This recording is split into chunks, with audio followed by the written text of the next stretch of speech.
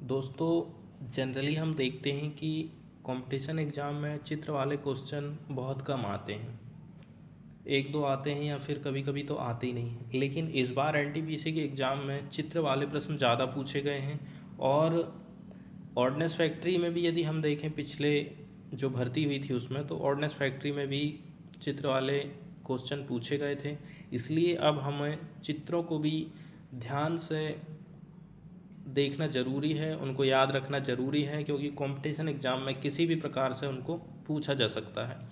तो इस बार जो पूछा गया था प्रोजेक्शन से, दोस्तों जब भी ड्राइंग की हम बात करते हैं तो प्रोजेक्शन से क्वेश्चन आना ही है, ये तय है। चाहे वो डीएमआरसी हो, चाहे वो ऑर्डिनेंस फैक्ट्री हो, चाहे वो एनटीपीसी हो। यदि ड्राइंग कुछ पूछ रहा है तो उसमें आप ये समझ लीजिए कि प्रोजेक्शन से ज़रूर पूछेगा। और प्रोजेक्शन से रिलेटेड क्या क्या पूछा जाता है वो आज हम देख लेते हैं। सबसे पहला तो इसका सिंबल याद रखना बहुत ज़रूरी है। अब फर्स्ट एंगल और थर्ड एंगल की हम बात करते हैं। तो ये कोई जॉब है दोस्तों जिसका ये फ्रंट व्यू है और ये है उसका साइड व्यू। अब फर्स्ट एंगल में हम क्या देख रहे हैं, साइड व्यू अपने लेफ्ट हैंड में बना है और फ्रंट व्यू अपने राइट साइड में बना। तो जब भी साइड व्यू अपना लेफ्ट साइड में बना है तो समझ लीजिए फर्स्ट एंगल प्रोजेक्शन है। और थर्ड एंगल में साइड व्यू अपना बनता है राइट साइड में। यही दोनों में मुख्य अंतर रहता है। अब इसके बाद हम देख लेते हैं, जो बात पूछी जाती है वो ये है, ये अपना अपन बनाते इसको, ये साइड बन गया अपना लेफ्ट हैंड में, और ये हो गया अपना फ्रंट व्यू, और ये हो गया फ्रंट के नीचे टॉप। ये कहलाता है अपना फर्स्ट एंगल प्रोजेक्शन। अब इसमें हमको जो चतुर्थांश रहते हैं वो ध्यान में रखना ज़रूरी है, किस तरफ से हमको काउंट करना है। तो घड़ी की उल्टी दिशा में हमको काउंट करना है। ये पहला चतुर्थांश है, ये दूसरा है, और ये तीसरा, और ये चौथा चतुर्थांश। अब इसमें से वो कुछ भी पूछ सकता है, जैसे कि फर्स्ट एंगल प्रोजेक्शन में टॉप किस चतुर्थांश में बनता है, तो इसका आंसर हो जाएगा थर्ड क्वाड्रेंट। फ्रंट किस क्वाड्रेंट में बनता है, तो फोर्थ क्वाड्रेंट में बनता है। साइड कहाँ पे बनता है, फर्स्ट क्वाड्रेंट में बनता है।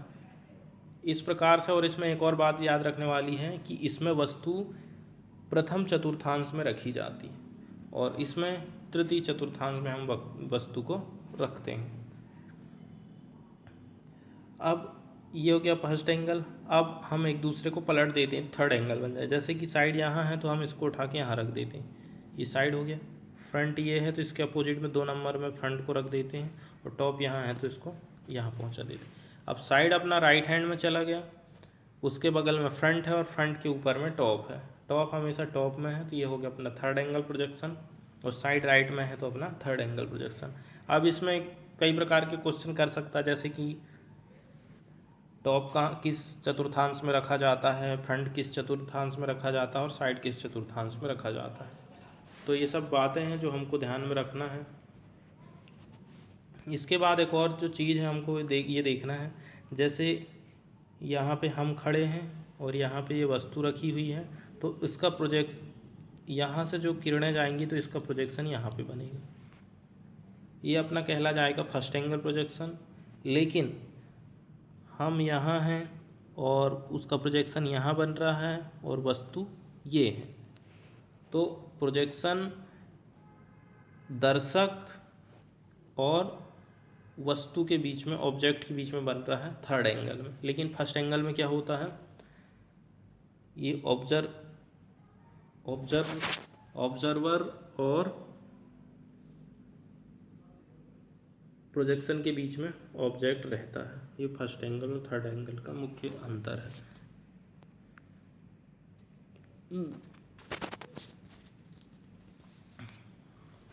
अब इसके बाद हम आगे बढ़ते हैं और देखते हैं। अगला चित्र पूछा गया था दोस्तों सॉकेट हेड स्क्रू का, जो कि समझ में ही नहीं आ रहा था क्या चीज़ है, लेकिन ये सॉकेट हेड स्क्रू है। इसके बाद वेल्डिंग से प्रश्न ज़रूर पूछे जाते हैं, इसलिए वेल्डिंग को निगलेक्ट नहीं करना है कि हम फिटर वाले हैं तो वेल्डिंग की थ्योरी नहीं पढ़ेंगे। वेल्डिंग से प्रश्न पूछे ही जाते हैं। अब यहाँ पे 3 प्रकार की फ्लेम है, न्यूट्रल फ्लेम, रिड्यूसिंग फ्लेम और एक होती है ऑक्सीडाइजिंग फ्लेम। न्यूट्रल फ्लेम में ऑक्सीजन और एसिटिलीन की जो मात्रा है एक समान रहती है। रिड्यूसिंग में एसिटिलीन की मात्रा बढ़ जाती है और ऑक्सीजन की मात्रा कम हो जाती है। ऑक्सीडाइजिंग में ऑक्सीजन की मात्रा ज़्यादा रहती है। न्यूट्रल में हम देख रहे हैं जो इनर कोन है और जो ऑक्सीडाइजिंग का इनर कोन है, दोनों में अंतर ये है कि ये मोटा है और ये शार्प है, और ये छोटा भी रहता है ऑक्सीडाइजिंग में, और दोनों में जो है सिंगल फ्लेम बनती है। लेकिन इसमें दो एरिया बनते हैं, किसमें? कार्बोराइजिंग फ्लेम में। और इनर कोन उससे थोड़ा सा लंबा दिखाई दिया गया है, और इसमें ये जो एरिया है, ये वाला एरिया कहलाता है एसिटिलीन फेदर, और ये हो गया रिड्यूसिंग फ्लेम। अब यदि हम बात करें न्यूट्रल फ्लेम का उपयोग सभी क्वेश्चन पूछे जाते हैं, कौन सी फ्लेम का कहाँ पे प्रयोग किया जाता है। तो न्यूट्रल फ्लेम का हम प्रयोग करते हैं जैसे कि स्टील हो गया, कास्ट आयरन हो गया, और कॉपर हो गया, एल्युमिनियम हो गया, इन इत्यादि में हम न्यूट्रल फ्लेम का इस्तेमाल करते हैं। अब न्यूट्रल फ्लेम का यूज़ देख लिया हमने, उसके बाद हम देखते हैं ऑक्सीडाइजिंग का भी प्रश्न जो है कई बार आया है एग्जाम में। ऑक्सीडाइजिंग फ्लेम का हम प्रयोग करते हैं ब्रास और ब्रांज में करते हैं, और लास्ट में बचता अपना कार्बोराइजिंग फ्लेम, या जिसको अपन रिड्यूसिंग फ्लेम के नाम से भी जाना जाता है।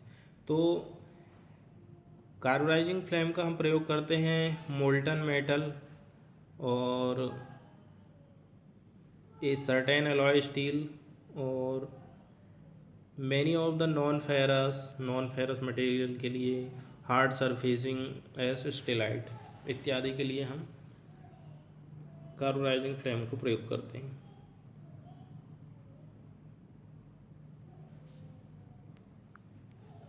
अगला प्रश्न आया था दोस्तों टी जॉइंट से।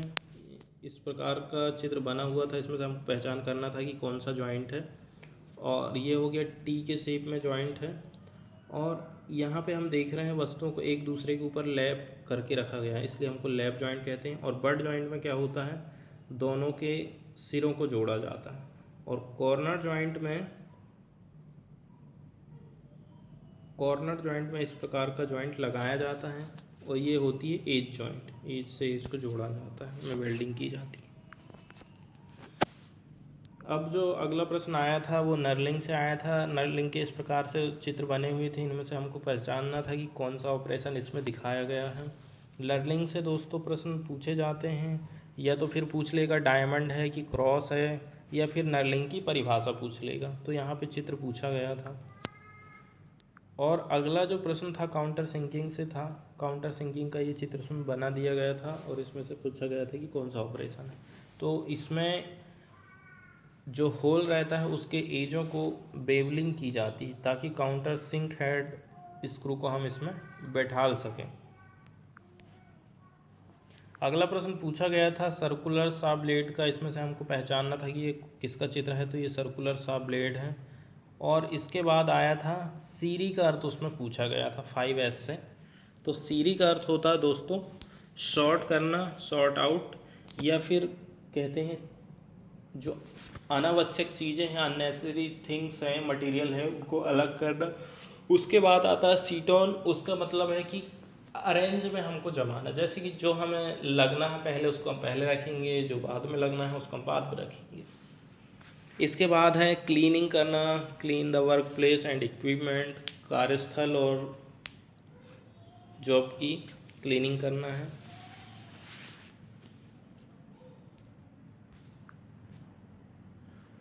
और जो प्रश्न पूछा गया था ड्रिल से, पूछा गया था रैक एंगल कहाँ पे रहता है, या फिर हेलिक्स एंगल के बारे में पूछा गया। तो हम देख रहे हैं ये ड्रिल का अक्ष है, एक्सिस है, और यहाँ पे ये फ्लूट कटा हुआ है। तो इस अक्ष के साथ में उसका जो फ्लूट या फिर लैंड की जो लीडिंग एज है, इसके साथ में जो कोण बनाती है उसको हम कहते हैं रैक एंगल या फिर हेलिक्स एंगल।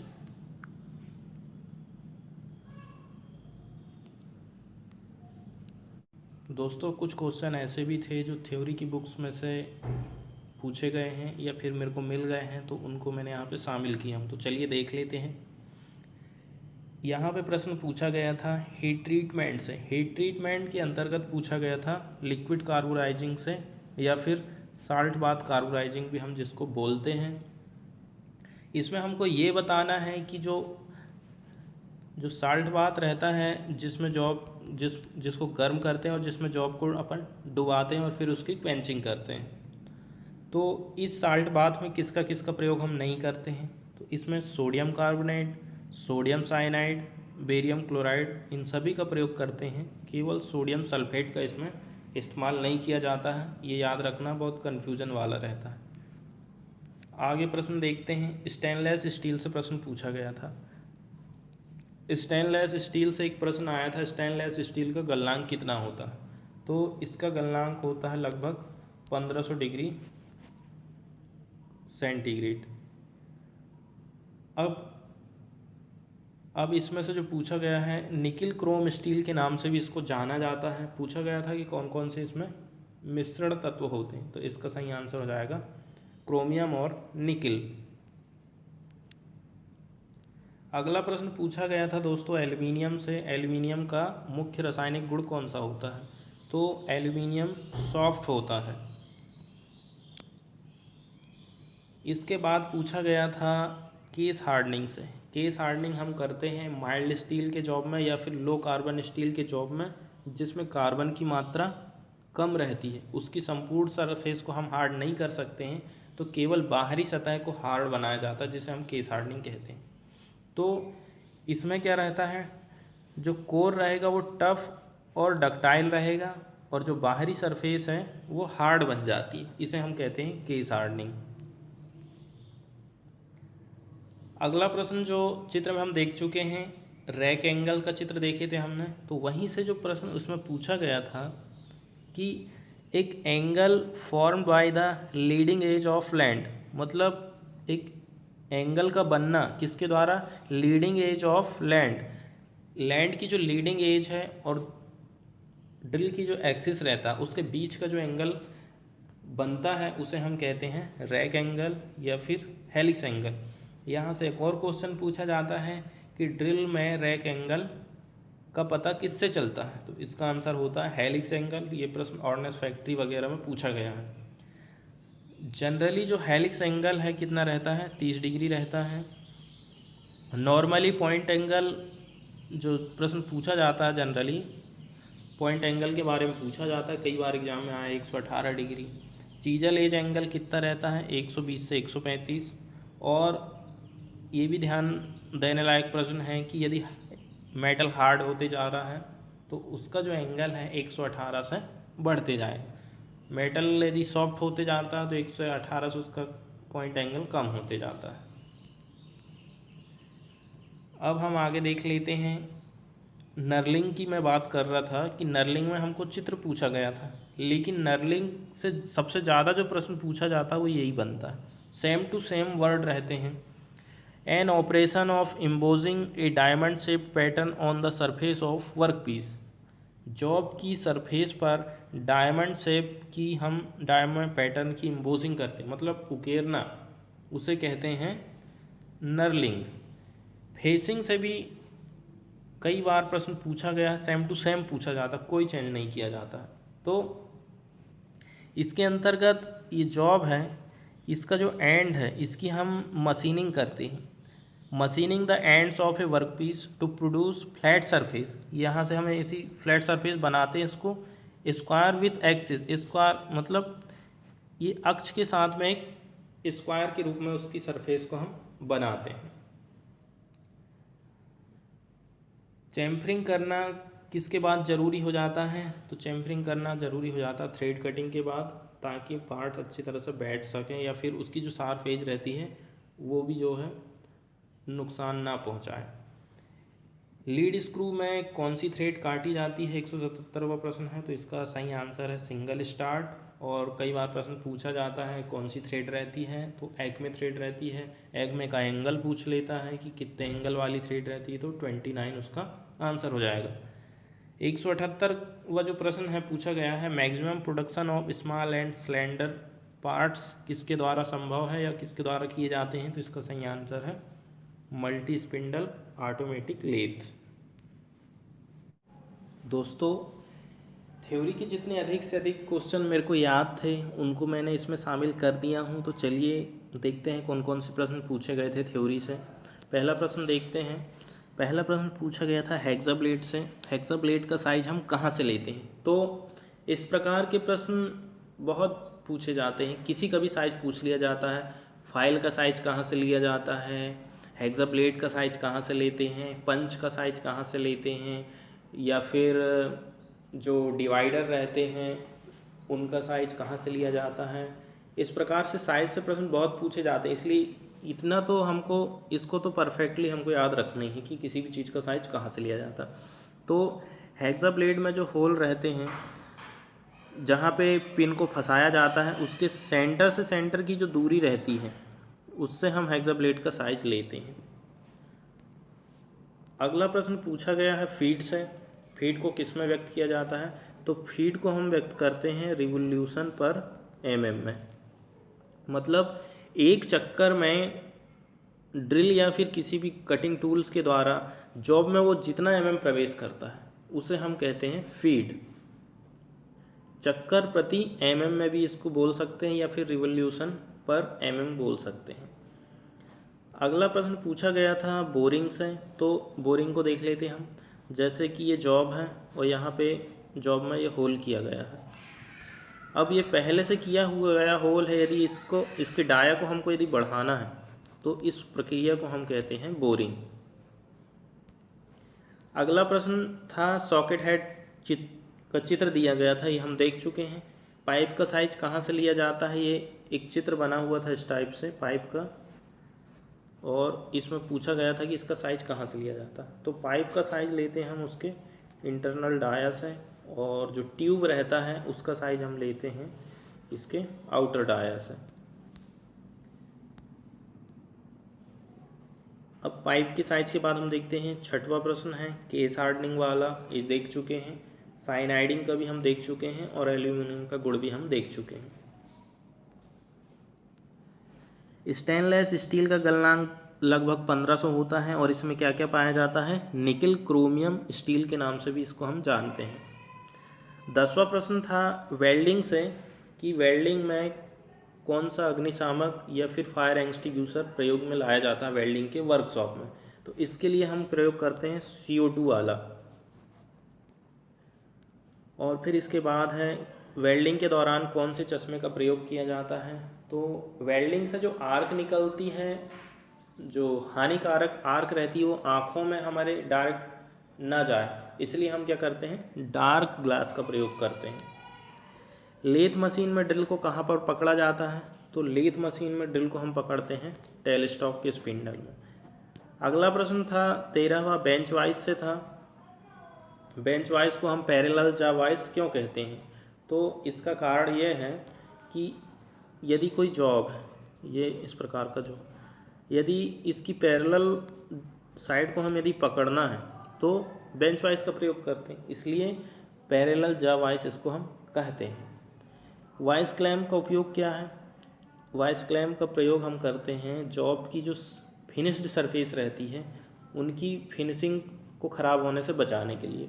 ये सॉफ्ट मेटल के बनाए जाते हैं। अगला प्रश्न है वर्नियर कैलिपर की लिस्ट काउंट क्या है? तो लिस्ट काउंट तो पूछी ही जाती है, जैसे वर्नियर कैलिपर की पूछ लिया है यहाँ, तो यहाँ हो जाएगा 0.02 mm। माइक्रोमीटर की रहती 0.01 mm। वर्नियर माइक्रोमीटर की होती 0.001 mm। और आगे भी कई प्रकार के सूक्ष्ममापी औजार हैं जिनकी लिस्ट काउंट पूछी जाती है। अगला प्रश्न था 1 माइक्रोन में कितने mm होते हैं? तो 1 माइक्रोन में होते हैं 0.001 mm। शक्ति का मात्रक पूछा गया था, तो शक्ति का मात्रक होता है वाट। अगला प्रश्न है किसी होल की गहराई किस गेज के द्वारा नापी जाती है? तो होल की गहराई हम नापते हैं डेप्थ गेज के द्वारा। डेप्थ गेज की जीरो एरर किसके द्वारा चेक होती है? तो इसकी चेकिंग करने के लिए हम सरफेस प्लेट में उसको रखते हैं और जीरो एरर को चेक करते हैं।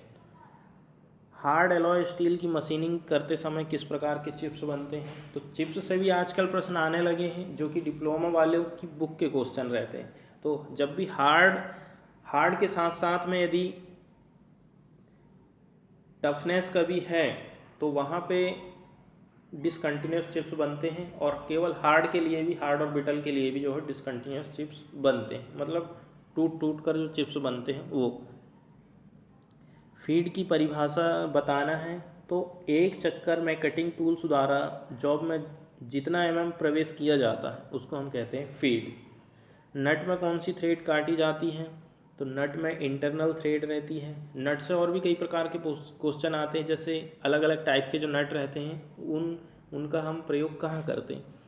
कई बार कैसल नट से आ जाता है, कई बार स्लॉटेड नट से आ जाता है, कई बार चित्र आ जाते हैं, तो पहचानना रहता है हमें कौन सा चित्र किसका कौन सा नट है। अब अगला प्रश्न आया है ट्राई स्क्वायर से। ट्राई स्क्वायर का प्रयोग हम करते हैं जो संलग्न भुजाएं रहती हैं 90 के एंगल में, उनकी चेकिंग करने के लिए कि वो एंगल 90 का बना रही हैं या नहीं बना रही हैं। और भी प्रश्न है ट्राई स्क्वायर से, जैसे उसका साइज कहाँ से लेते हैं, ब्लेड किसकी बनती है, स्टॉक किसका बनता है, स्लॉट क्यों काटा जाता है ब्लेड के पास में, इस प्रकार के प्रश्न उससे पूछे जाते हैं, या फिर उसका साइज कहाँ से लेते हैं। अगला प्रश्न था पंच से, सेंटर पंच का एंगल बताना है। तो सेंटर पंच का एंगल होता है दोस्तों 90 डिग्री का, और प्रिक का रहता है 30 और डॉट का रहता है 60। प्रिक पंच का हम प्रयोग करते हैं पतले पतले जो मेटल रहते हैं सीट मेटल में मार्किंग करने के लिए, और जो 60 डिग्री वाला रहता है डॉट पंच, इसका प्रयोग हम करते हैं मार्किंग के दौरान, जिसको हम कहते हैं विटनेस मार्क, परमानेंट जो मार्क रहता है उसके लिए। 90 डिग्री वाले का प्रयोग हम करते हैं जब कोई किसी भी जॉब में हम ड्रिल करना हो तो उसका जो पॉइंट है इधर उधर खसके ना, इसके लिए सबसे पहले हम सेंटर पंच मार लेते हैं ताकि पॉइंट सही जगह में बैठ सके उसका। अगला प्रश्न 5S से था। तो 5S वाला भी हम देख चुके हैं कि सीरे का अर्थ होता है छटनी करना, शॉर्ट करना। 26वां प्रश्न था हेलिक्स एंगल से, हेलिक्स एंगल हम देख चुके हैं। अगला प्रश्न था 27वें नंबर का, फेरस अलॉय की पहचान करना था।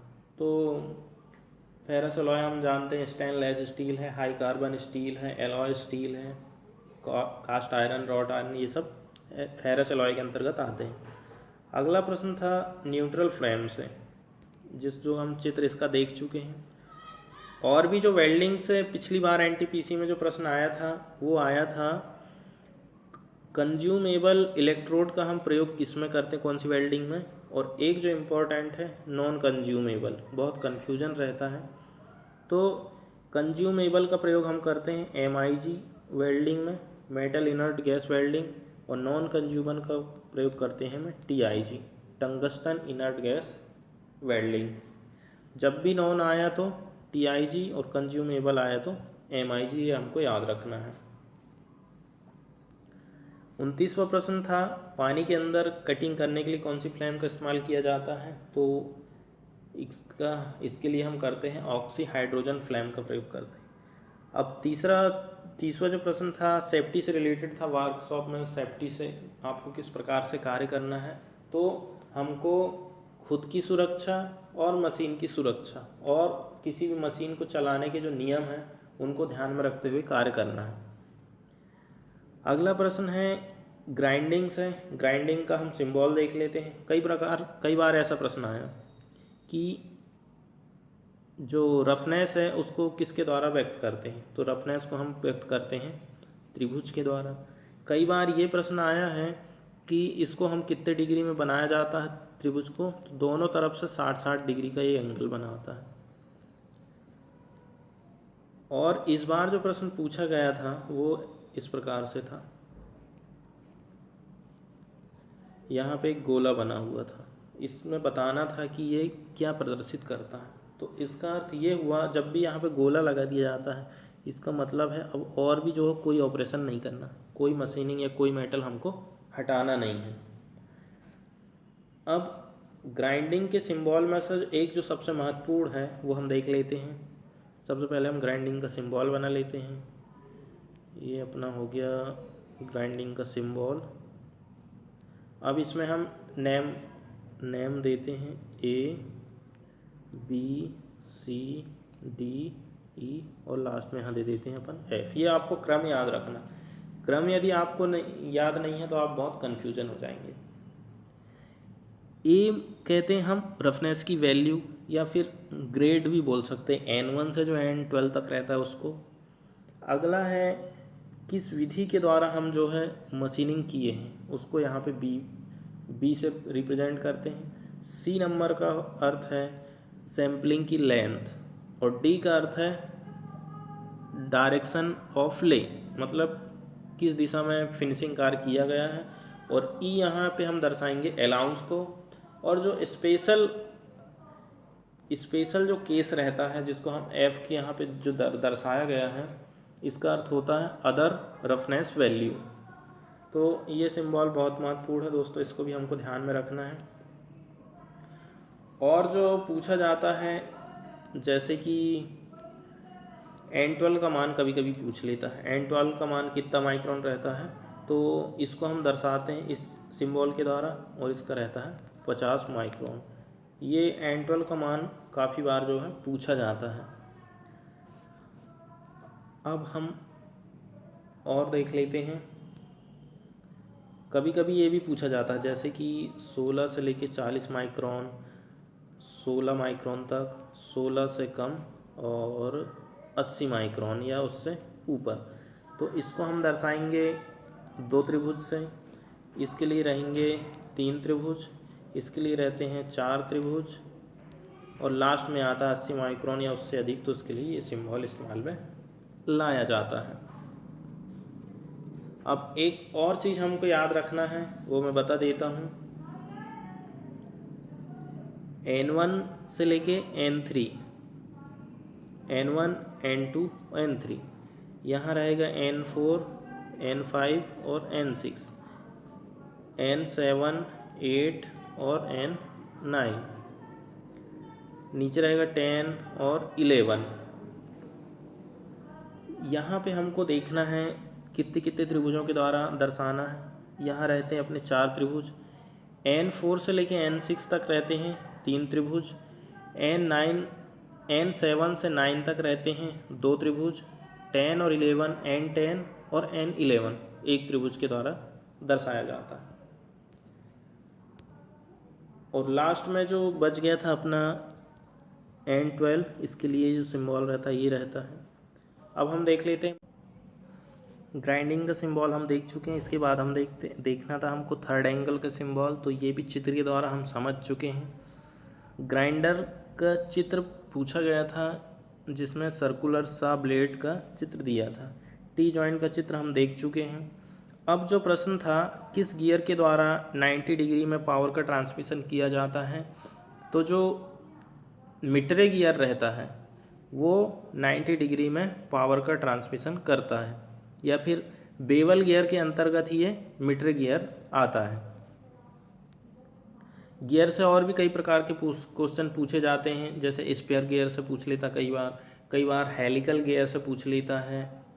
तो इस प्रकार से हमको गियर को भी ध्यान में रखना जरूरी है। स्क्राइबर का मेटल पूछा गया है, तो स्क्राइबर बनाया जाता है हाई कार्बन स्टील से और इसके पॉइंट को हार्ड और टेम्पर कर दिया जाता है। माइल्ड स्टील के लिए कूलेंट पूछा गया है, तो माइल्ड स्टील के लिए हम प्रयोग करते हैं सोल्यूबल ऑयल का। और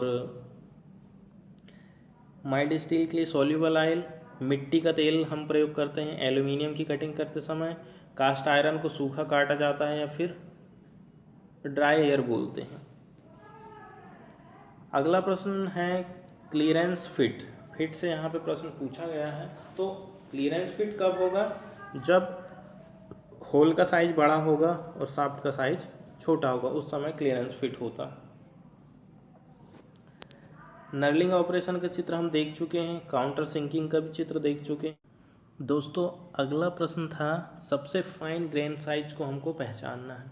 तो ग्रेन साइज के अनुसार उसको जो डिवाइड किया गया है वो है सबसे पहले कोरस 10 से लेके 24, कोरस के बाद आता है मीडियम, फाइन और वेरी फाइन। मीडियम में आता है 30 से 60 तक के नंबर, फाइन में आता है 80 से लेके 180 और वेरी फाइन में आता है 220 से 600 तक। तो इसका सही आंसर हो जाएगा 600, जो कि ऑप्शन में दिया गया था। यूनिवर्सल कपलिंग का इस्तेमाल पूछा गया था, हम कहाँ पे करते हैं, तो जहाँ पे एंगुलर मिसअलाइनमेंट रहता है, एंगुलर में एडजस्ट करना रहता है, वहाँ पे यूनिवर्सल कपलिंग का इस्तेमाल हम करते हैं। इसके बाद गियर अनुपात का सूत्र पूछा गया था, तो गियर अनुपात का सूत्र होता है dn बराबर dn। कैपिटल D है ड्राइवर और स्मॉल d है ड्रिवन। ड्राइवर गियर का डाया है और ये है n, मतलब उसका चक्रों की संख्या। अगला प्रश्न पूछा गया था परमानेंट फास्टनर का, हमको उदाहरण देना है। तो फास्टनर से इस प्रकार के कई बार प्रश्न पूछे जाते हैं, तो जिसको हमको ध्यान में रखना है। तो परमानेंट के अंतर्गत आता है अपना वेल्डिंग और ब्रेजिंग और हॉट रिवेटिंग। इसके अलावा सीमिंग भी जो है परमानेंट फास्टनर का उदाहरण है। इसके अलावा हम और भी उदाहरण देख लेते हैं, जैसे कि टेम्परेरी के अंतर्गत क्या क्या आता। तो टेम्परेरी के अंतर्गत आता है नट, बोल्ट हो गया, स्टड हो गया, की हो गया, क्वार्टर हो गया, पिन हो गया, वाशर, स्क्रू इत्यादि आते हैं अपने टेम्परेरी में। और सेमी परमानेंट में क्या क्या आता है, सेमी परमानेंट में आता है अपना रिविट हो गया और हो गया सोल्डरिंग। इसके अलावा ऑर्डिनेंस फैक्ट्री में एक प्रश्न पूछा गया था प्रेस फिट। प्रेस फिट किसके अंतर्गत आता है, तो snap fit, press fit, shrink fit, blind rivet, ये सब जो है सेमी परमानेंट के अंतर्गत आते हैं। तो इसमें स्नैप और फिर है श्रिंक और इसके बाद हो गया ब्लाइंड फिट, ब्लाइंड रिविट और प्रेस फिट, ये सब जो है सेमी परमानेंट के अंतर्गत आते हैं। अब ये तो फास्टनर वाला हो गया। अब देखते हैं हम प्रिवेंटिव मेंटेनेंस से प्रश्न पूछा गया था कि प्रिवेंटिव मेंटेनेंस हम किसको कहेंगे। तो इसके अंतर्गत क्या रहता है, जो मिलराइट सेक्शन रहता है वो टाइम टाइम पे मशीन की देख रेख करते रहता है। यदि कोई पार्ट ख़राब हो गया है तो उसको चेंज करना रहता है और फिर समय समय पर हमको ऑयलिंग वगैरह देना है। ये सब प्रिवेंटिव मेंटेनेंस के अंतर्गत आता है। अगला प्रश्न था वाइस की हाइट कितनी रखी जाती है। तो वाइस की हाइट रखते हैं हम कोहनी के लेवल से। अब 48वां प्रश्न था किसी भी कोण में सेट करने और किसी भी दिशा में घुमाने के लिए, मतलब उसका नीचे वाला बेस भी घूम जाएगा और जो वर्टिकल पोजीशन में भी उसको एंगल में हम झुका सकें। तो दोनों कार्य कौन सी मशीन कर सकती है, तो इसका सही आंसर हो गया यूनिवर्सल मशीन वाइस। अगला प्रश्न है टैप ड्रिल साइज से। तो इसके लिए हमको सूत्र याद रहना चाहिए। एक सूत्र होता है TS इंटू 0.8, एक होता है TS माइनस 1.1 इंटू P और एक होता है TS माइनस 2D। तो जब डेप्थ दी होगी तो ये सूत्र लगाना है। यदि डायामीटर 10 से कम रहा तो 0.8 से गुणा करना है और यदि डायामीटर 10 से ज़्यादा रहा तो उसके लिए हम TS माइनस 1.1P का गुणा करते हैं। तो इसमें हमें दिया है M6, तो 6 इंटू 0.8 बराबर हो गया 6×48 4.8। तो उसमें ऑप्शन में दिया था 4.5 का, तो इसका आंसर हो जाएगा 4.5 लगा दिया गया है। अब सिंपल गियर ट्रेन से प्रश्न पूछा गया था कि ड्राइवर और ड्रिवन की दिशा कैसे रहती, मतलब जब वो आपस में मिलकर मैच करके घूमते हैं तो उनकी दिशा कैसे रहती। तो ये ड्राइवर और बीच में इंटरमीडिएट और ये हो गया अपना ड्रिवन, तो ये दोनों सेम दिशा में घूमते हैं, केवल जो इंटरमीडिएट रहता है वो विपरीत दिशा में घूमता है। अगला प्रश्न पूछा गया था गेज से। फीलर गेज का प्रयोग कहाँ किया जाता है, तो दो मैचिंग पार्टों के बीच में जो गैप रहता है उसको चेक करने के लिए फीलर गेज का इस्तेमाल किया जाता है। अगला प्रश्न था जिग का प्रयोग किस ऑपरेशन के लिए नहीं कर सकते, तो drilling, boring, counter boring, reaming, ये सभी ऑपरेशन हम जिग के द्वारा करते हैं, लेकिन जो प्लानिंग और मिलिंग है वहाँ पे जिग का प्रयोग नहीं किया जाता है।